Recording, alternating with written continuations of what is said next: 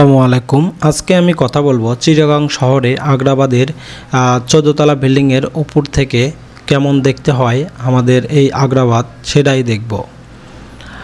চিটাগাং আগ্রাবাদের দিনের বেলাকার এক 14 তলা ভবনের উপর থেকে দেখা দৃশ্য এক অসাধারণ অভিজ্ঞতা।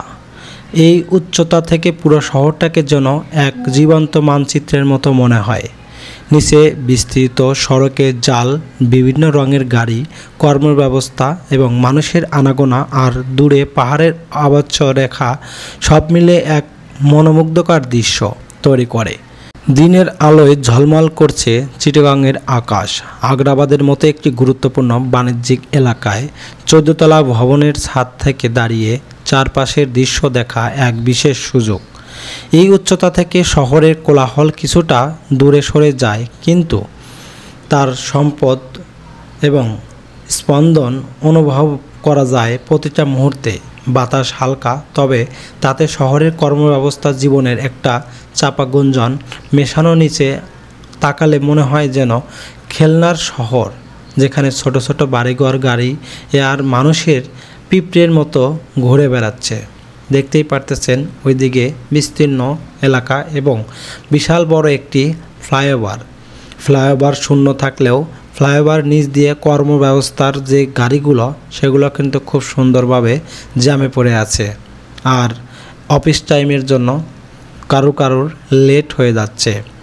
আর শহরের মাঝখান দিয়ে ছোট ছোট বিল্ডিং থাকলেও কিছু কিছু ধনী যারা আছে তাদের বিল্ডিংগুলি অনেক আকাশ ছোঁয়া কাছাকাছি চলে গিয়েছে। এই বিল্ডিংগুলা আসলে এত সুন্দরভাবে এবং এত ইঞ্জিনিয়ারিংভাবে গড়ে উঠেছে যেন মনে হয় এটি একটি সিঁড়ি আকাশপথে ওঠার। তবে ফ্লাইওভার কিন্তু মাঝে মাঝে যে কারগুলি আছে সেই কারগুলি কিন্তু ছুটে চলছে বিভিন্ন স্থানে। তো আমরা যদি একটু অনুভব করি যে এই বিল্ডিংগুলা কত বড় বড় এবং কত টাকার বিনিময়ে এই বিল্ডিংগুলি স্থাপনা তৈরি করেছে, যা অবাঞ্ছকর। এখনও এখানে অনেক পুরনো বিল্ডিং আছে যেগুলো অনেক আগেই তৈরি হয়েছিল এবং অনেক লেটেস্ট মডেলের, কিন্তু সেগুলো এখন কিন্তু ব্যাকডেটেড হয়ে গেছে। নতুন মডেলের অলরেডি বাসা চলে আসছে। যাই হোক, আগ্রাবাদের 14 তলা ভবনের উপর থেকে দিনের বেলায় এই দৃশ্য শুধু কিছু বাড়িঘর বা রাস্তার ছবিই নয়, এটি একটি শহরের জীবন্ত প্রতিচ্ছবি। এখানে প্রাকৃতিক নীরবতা ও মানুষের কর্মব্যবস্থা উভয়ই বিদ্যমান।